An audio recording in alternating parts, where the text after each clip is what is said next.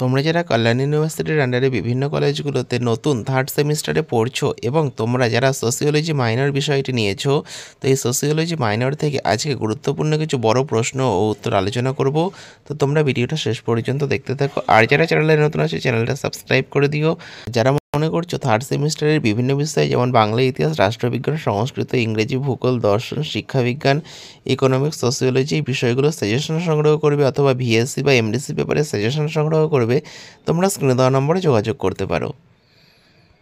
প্রথম প্রশ্ন, August কোমতের positivism তত্ত্বটি বিস্তারিত আলোচনা করো। এই পজিটিভিজম বা ইতিবাচকতা তত্ত্বটি বিস্তারিত আলোচনা করো। তো প্রত্যেকটা প্রশ্ন কিন্তু খুব গুরুত্বপূর্ণ। তোমাদের যে সিলেবাস রয়েছে সেই সিলেবাসের ওপর ভিত্তি করে কিন্তু এই প্রশ্ন উত্তরগুলো তৈরি করা হয়েছে। তাই তোমরা যারা এই পেইড পিডিএফ কপি সংগ্রহ করতে চাইছো, তোমরা স্ক্রিনে দেওয়া নম্বরে যোগাযোগ করতে পারো। এছাড়াও তোমরা বিভিন্ন বিষয়ের মেজর, মাইনর, এসএসসি কোর্সের সাজেশনগুলোও তোমরা কিন্তু পেয়ে যাবে।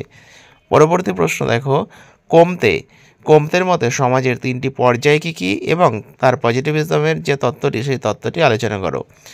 তো এগুলো কিন্তু প্রত্যেকটা পয়েন্ট করে দেওয়া রয়েছে, তোমাদের কিন্তু বুঝতে বা পড়তে এবং লিখতে কিন্তু সুবিধা হবে।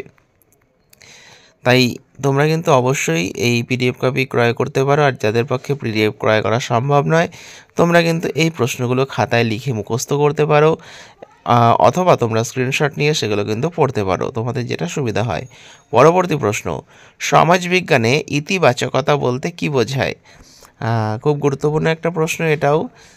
তো প্রথম যে প্রশ্ন দুটো ছিল সেই প্রশ্ন কিন্তু খুবই ইম্পর্টেন্ট। দেখো এখানে রয়েছে একটা প্রশ্ন, পজিটিভিজমের মূল নীতিগুলো কি, এটাও কিন্তু খুব ইম্পর্টেন্ট। পরের প্রশ্ন, সমাজবিজ্ঞানের ইতিহাস ও উৎস বর্ণনা করো। বা সমাজবিজ্ঞানের ক্ষেত্রে কয়েকজন দার্শনিকের অবদান।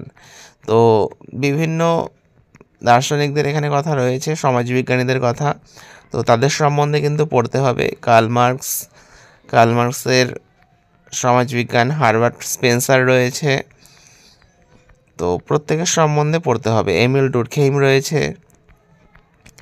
তো তোমাদের পরীক্ষা কিন্তু খুব বেশি দেরি নেই, তাই তোমরা কিন্তু অবশ্যই পড়াশোনাটা ভালো করে চালিয়ে যাও। আর তোমরা কিন্তু প্রত্যেকটা বিষয়ের সাজেশন কিন্তু এই চ্যানেল থেকে পেয়ে যাবে।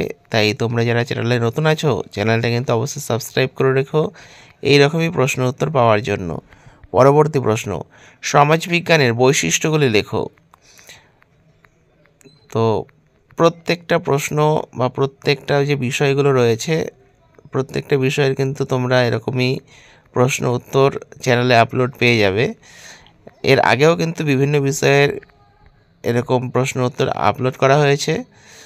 পরবর্তী প্রশ্ন, ম্যাক্স ওয়েবারের সামাজিক কর্মের বৈশিষ্ট্যগুলি আলোচনা করো। তো ম্যাক্স ওয়েবারের যে তত্ত্ব, সামাজিক কর্মের যে বৈশিষ্ট্য, এগুলো কিন্তু প্রত্যেকটা পড়তে হবে। পরেরটা, ম্যাক্স ওয়েবারের সামাজিক কর্মের 4টি আদর্শ প্রকার কী কী?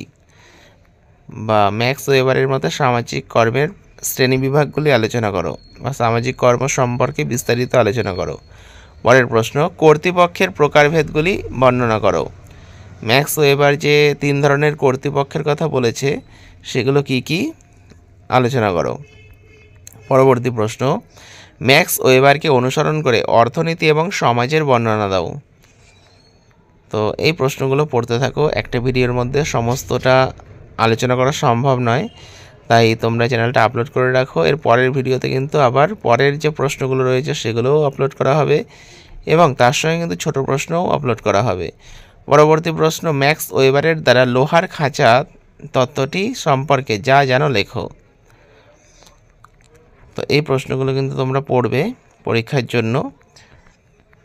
তো এই ভিডিওটা এই পর্যন্তই। পরবর্তী যে ভিডিও রয়েছে, পরবর্তী ভিডিওতে পরের যে প্রশ্নগুলো রয়েছে সেগুলো কিন্তু আলোচনা করা হবে। তাই তোমরা কিন্তু অবশ্যই চ্যানেলটাকে সাবস্ক্রাইব করে রেখো সমস্ত এরকম প্রশ্ন উত্তর পাওয়ার জন্য।